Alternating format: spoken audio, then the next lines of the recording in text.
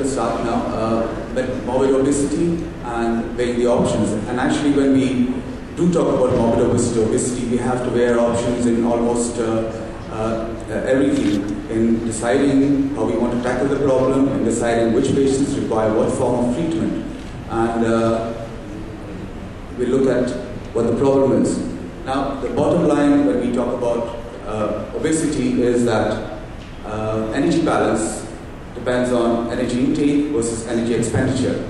And if there is an imbalance between energy intake, or rather if the energy intake exceeds energy expenditure, we tend to actually put on weight. And the obesity basically is defined as a chronic illness where there is an accumulation of fat, and this accumulation of fats leads to numerous illnesses. So it's not just the overweight factor, but also the illnesses, and this actually is more important than people being overweight. There are various ways in which we actually look at obesity. You have anthropometric measures, you have MRI scans, CT scans, the DEXA scan, impedance. But what is used most commonly is the body mass index. Though not 100%, though not completely accurate, the body mass index gives us a fairly good idea of what is happening to the patient. And based on the body mass index, we can actually divide obesity into various categories that we see there, from being underweight to being super obese, which are patients with a weight over 50 BMI. What is also interesting, or probably more relevant to being obese, is the type of obesity.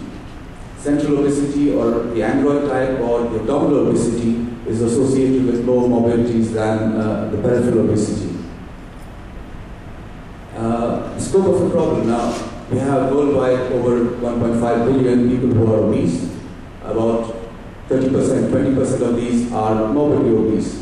We have a similar situation in GCC countries, and if you look at this graph, it's, well, different studies show different stats, but if you look at this, we have 4 of the GCC countries among the top 10 for the number of obese.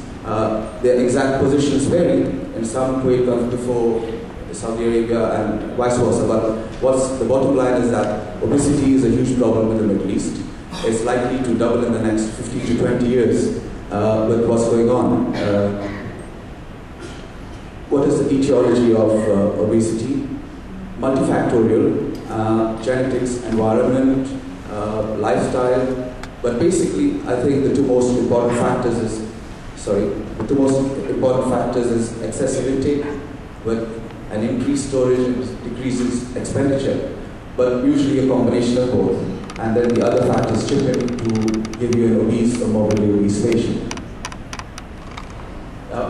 Is it just a problem to do with how good you look? Is it a cosmetic problem? Really not. In my days as a student, in the late 70s and 80s as a medical student, there was very little written and spoken about obesity in medical texts. And basically the classification that we knew was, you have a person who is likable, lovable, affable, material. It's changed now. We have different ways in which we classify it. And the reason is that obesity is now known that you have a huge number of morbidities.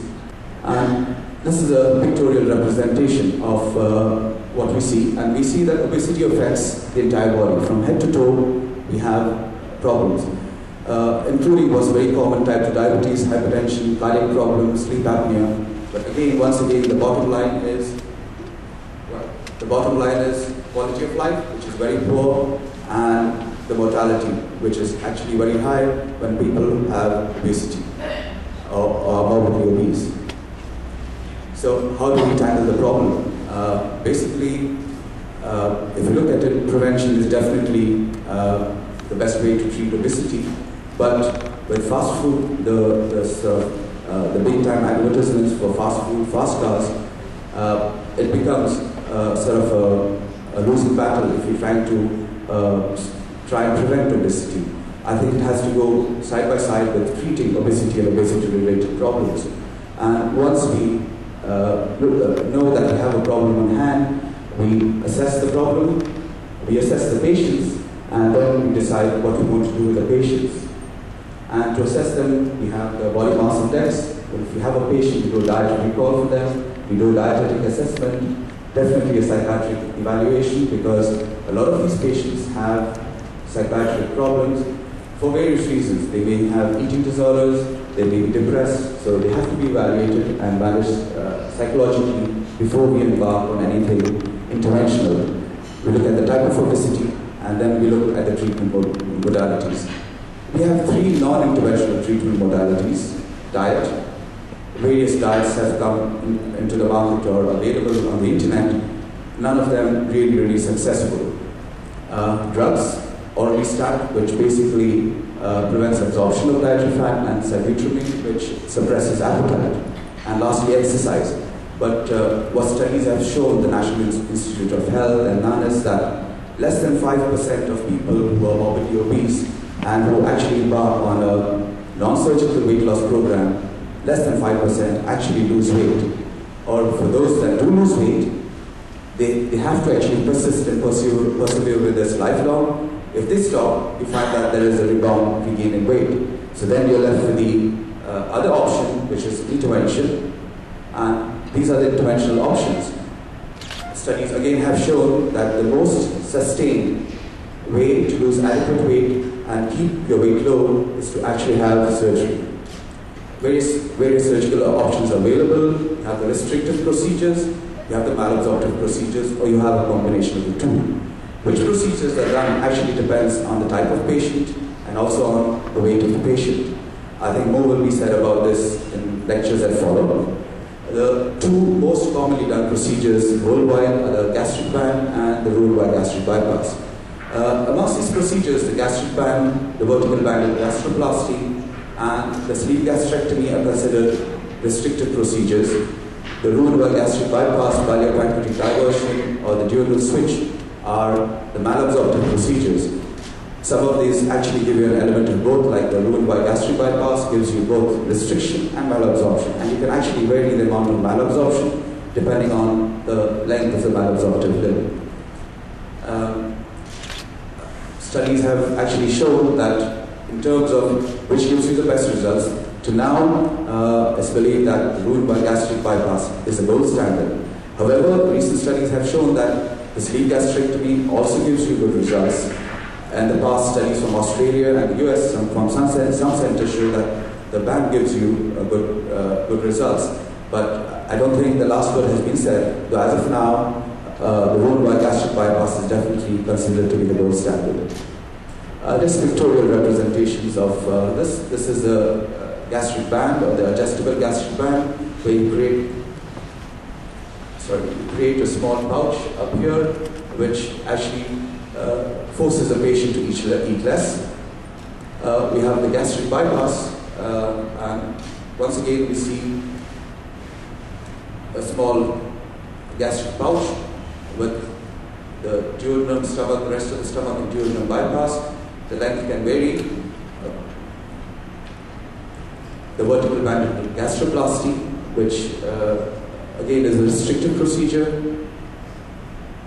The sleeve gastrectomy, where the greater part of the stomach, the greater curvature of the stomach is taken off along with the fundus. Now this also works not merely as a restrictive procedure, but certain stimulants from the fundus that actually force you to eat or encourage you to eat are actually also taken away. So this also has 2 modes of action. The bariatric bypass, which is basically a malabsorptive procedure, but is rather drastic and is used when the situation is pretty desperate. And we're looking at what happens once you have bariatric surgery and you manage to lose weight. And we look at the results. Once again, major resolution of most of the morbidities, but once again, the bottom line, quality of life improved by 90+%, and the mortality is reduced by 80+%. We have the added benefits of weight loss. I don't think she's complaining. I don't think we complain either. Thank you very much.